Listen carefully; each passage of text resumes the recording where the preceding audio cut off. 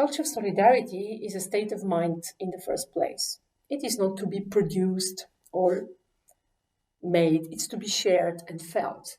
And we could cultivate it, we could enable it and encourage it in different ways. So cultivating it in ourselves in the first place, in our families, among our friends and colleagues, by taking the first step to help, to satisfy someone's need at the moment, or just by listening. So being kind was one of the first things we have started hearing also among our colleagues. Be kind to the others, be kind to yourself. Don't be too harsh. Don't expect miracles because it is an unusual situation. We can enable culture of solidarity by creating situations of solidarity ourselves. We can also, we should have mutual respect.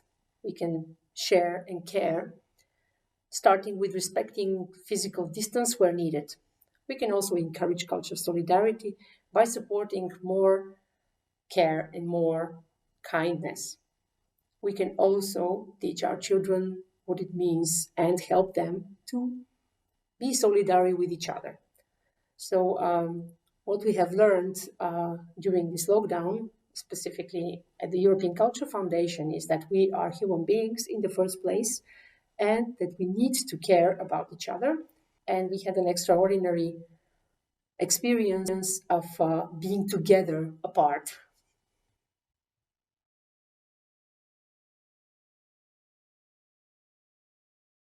For me personally, life without books, arts, music, culture is no life. After days of feeling helpless and miserable during the lockdown, failing in homeschooling and remote work, I had to hold on to music and arts again to go through these difficult times. And there is this implicit knowledge we acquire about art, but it is also a process which needs preparation in cultivating the senses, the brains, the bodies, to accept the often new information or new experience, not always very easy to access.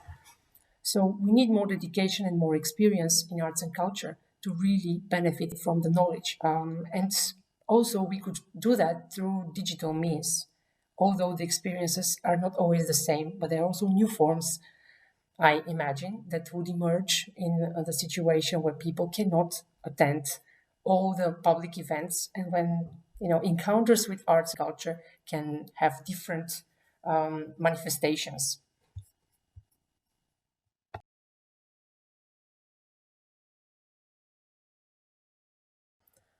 I see a lot of aspirations for change in Europe at many levels.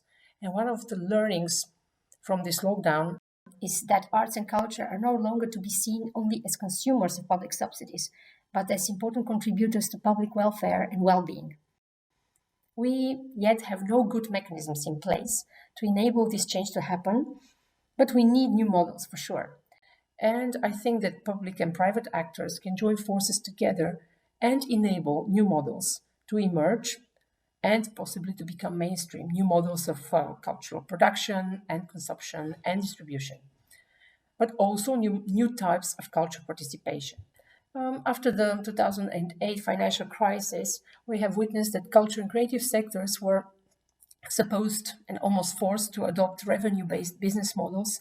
They had to connect strongly to their audiences, which is good, but they also had to perform based on number of visitors. Often their subsidies were dependent on that. COVID-19 brought those models to complete collapse, and public institutions had to step in again to provide emergency grants, to provide tax and social security relief, and many other mechanisms that had not been in place before, so that culture and creative sectors can continue their existence in the impossibility to do their work in the way they used to. So what had also become clear is that they had to reinvent themselves again in another difficult situation like today. Two examples that inspired me lately come from my country, from Bulgaria, so from the region. First one is the home concerts offered by the performance artist Ivo Dimchev and a solidarity Facebook group by visual artists, which is named By Art Support an Artist. The first one, the home concerts, This is not a new model, of course. They home concerts are centuries old, but in our commodified world, only wealthy people could afford to have them. So the renowned performance artist Ivo Dimchev offered over a few weeks mini-scale living room concerts for hosts that he often didn't know, against purchasing a merchandise, a T-shirt branded from his culture space. This model, of course, is ephemeral, temporary model. It is not a sustainable business model in any case. It cannot be maintained for too long by a single person, a single artist, but it contributed to opening up the senses to small but of relatively new audience, and also created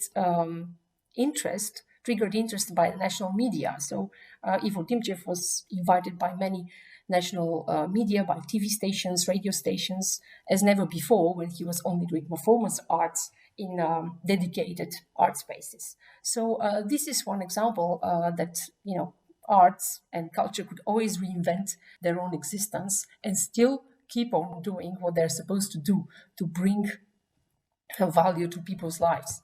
So the second example that I gave is the Facebook group of artists, which was created by a few artists and curators with the aim to help directly to the struggling artists who cannot do their job during the lockdown.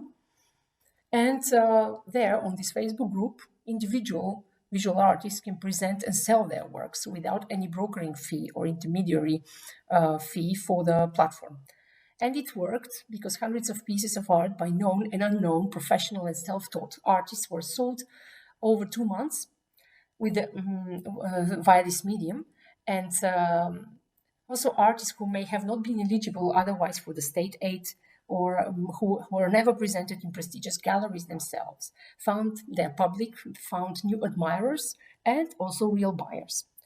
Now the organizers of this group, Facebook group, they're advocating, they're trying to promote this initiative, this experiment, to become the first publicly acknowledged digital platform for visual arts. So there is also an idea that the state recognizes this effort, which unites hundreds of artists and reached out thousands of public. So this is a model which can be an inspiration in the post-COVID times, how visual art can go beyond the conventional galleries and conventional spaces and really reach easily new audiences. So the main learning also from these times have shown that art is resilient.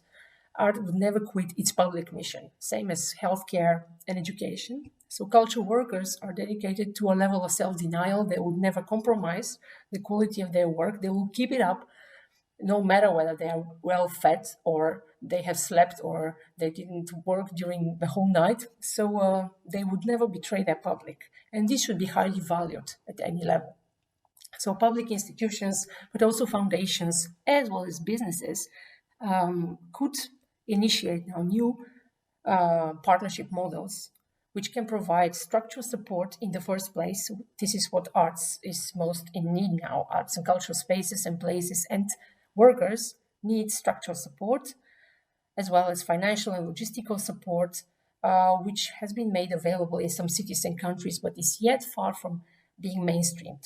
So we have to rethink the place of arts and culture in our lives, in our cities, in our countries, in the different communities.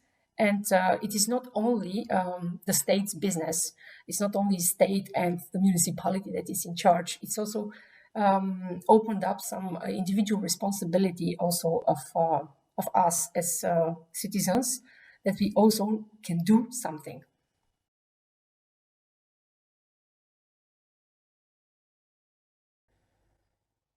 I'm afraid nobody could prescribe anything at this moment. The situation should be reassessed over 6 months at least. And we definitely should explore the most interesting practices, some projects, some initiatives that have been enacted in the last few months in order to design the models of the future.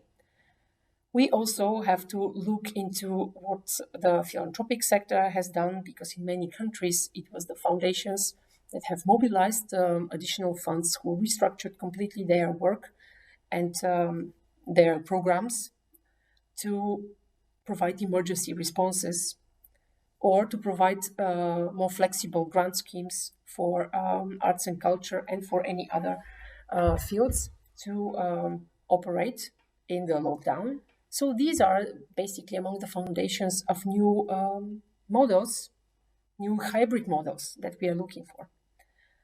We have been, besides logistical support, structural support that organizations and also public institutions can provide, there are also digital platforms that are emerging, and they have provided solidarity for different art forms, for the music sector, for the performing arts. They were providing live streams and making it available to much broader audience than ever. I think we have to make sure that this access through digital tools should be kept, and there are more and more audience to join, which wouldn't have been able to join small-scale concerts in different clubs or in small venues.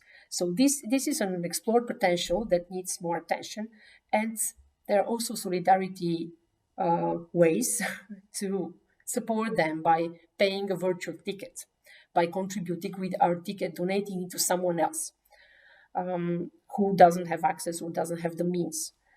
These platforms also enable the small fees or virtual ticket sales to be distributed not only for the artist fees, but also for the intermittent workers without whom production wouldn't be possible. So there are many, many opportunities. We just have to look them up very carefully. But what should be done without delay is that as many children and young people, regardless their place and social status, could have access and participate in cultural activities as early as possible. We have in many places culture passports. They could be also virtual culture passports, of course, free admissions to physical and digital knowledge, to learning, to education. Because what we have seen and has been acknowledged widely is not only the social divide that has been deepened during the COVID crisis, but also the digital divide. It became clear that not everyone who has any digital device is per se could participate in an education platform, because not all the platforms are maintained by lower or older equipment and software. So it turned out that we really have a deepened digital divide, and this should be tackled seriously by the policymakers.